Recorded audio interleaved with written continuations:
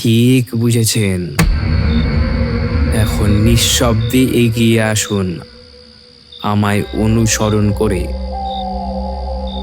ওই দূরে সামনে আবছা যে ভাঙা মন্দিরটি দেখতে পাচ্ছেন, ওখানেই বাস করে এক চরম বিপদ। সাবধানে এগিয়ে আসুন, খোলসা করে বলি তবে। বেশ কয়েক বছর আগে এখানে এই মন্দিরেই ঘটে গিয়েছিল এক অপঘটনা। এরকমই এক গভীর রাতে মন্দিরের প্রতিমার পরনের গয়না হঠাৎ উধাও হয়ে গেল।